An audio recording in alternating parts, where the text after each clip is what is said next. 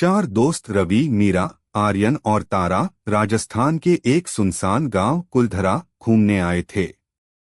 ये गांव सालों से वीरान पड़ा था और इसके बारे में कहा जाता था कि यहाँ एक भयानक श्राप है।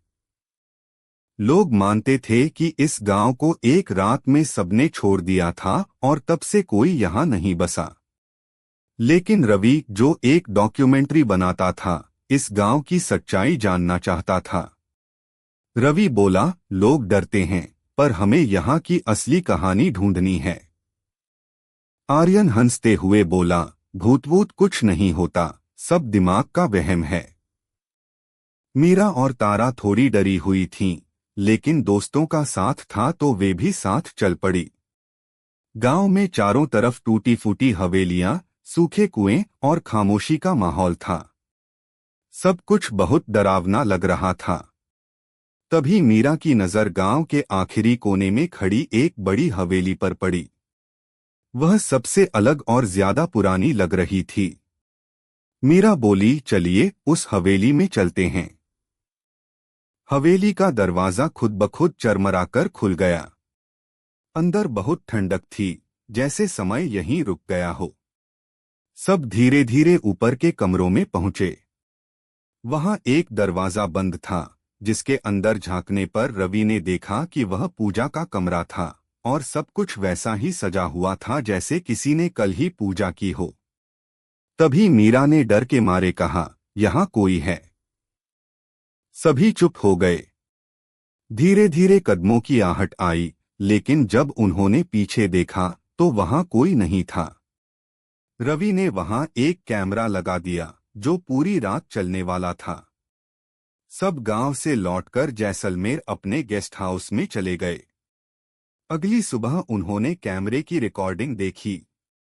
शुरू में कुछ नहीं था, लेकिन रात 2:33 बजे के आसपास कमरे में रखा दिया अपने आप जल गया। रवि को यकीन नहीं हुआ। फिर रिकॉर्डिंग में धीमी धीमी फुसफुसाहट सुनाई देने लगी, वापस जाओ, नहीं तो तुम भी चले जाओगे। फिर एक साया दिखा, लंबा, झुका हुआ, जिसकी आंखें जल रही थीं। सबके रोंगटे खड़े हो गए। रवि बोला, हमें वापस चलकर और फुटेज लेना चाहिए। मीरा चुप थी, लेकिन उसकी आंखें कुछ और ही कह रही थीं, जैसे उसे फिर उस हवेली में जाना है। वो सब दोबारा शाम से पहले कुलधरा पहुंचे। इस बार मीरा बिना कुछ कहे सीधे पूजा वाले कमरे में चली गई। उसने जैसे ही पूजा की थाली को छूने की कोशिश की, किसी ने उसकी कलाई पकड़ ली। उसने पलटकर देखा, कोई नहीं था, लेकिन उसकी कलाई पर जलने का निशान था, जैसे किसी ने उसे पकड़ा और जला दिया हो। रात को मीरा बहुत अजीब बर्ताव करने लगी। वह कुछ अजीब भाषा में बोलती थी, जिसे कोई नहीं समझ पाता। रात 2:33 बजे वह नींद में चलती हुई मंत्र जैसे शब्द बोलती रही। रवि जब रिकॉर्ड करने गया तो उसका कैमरा बंद हो गया। मीरा बोल रही थी, हम सब चले गए, पर एक रह गई। वे उसे एक स्थानीय पुजारी के पास ले गए। पुजारी ने उसकी ओर देखा और चौंककर पीछे हट गया। इस पर एक आत्मा सवार है, उसने कहा, एक लड़की की आत्मा, जिसे गांव वाले छोड़कर चले गए थे। मीरा की जुबान से फिर वही आत्मा बोलने लगी। उन्होंने वादा किया था, वो लौटेंगे, पर वो नहीं आए। पुजारी ने बताया कि गांव के लोग जब रातों रात भागे थे, तब एक लड़की लक्ष्मी वहीं रह गई थी। वह आज तक उसी गांव में भटक रही है। अब उसकी आत्मा मीरा में समा चुकी है। उसे मुक्त कराने के लिए एक विशेष पूजा करनी थी, दीपक जलाकर सूरज निकलने तक मंत्र पढ़ना। लेकिन अगर दीपक बुझ गया या डर ने उन्हें हरा दिया, तो आत्मा उन सब में समा जाएगी। वो रात आई। हवेली के अंदर रवि, तारा, आर्यन और बेहोश मीरा पहुंचे। पुजारी हवेली के बाहर रहा। उन्होंने दिया जलाया और मंत्र पढ़ने लगे। शुरुआत में सब शांत था।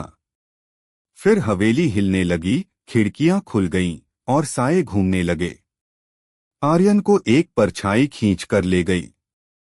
तारा डरते हुए भी मंत्र पढ़ती रही। मीरा की आंखें सफेद हो गईं। उसने डरावनी आवाज में कहा, अब वो मेरी है।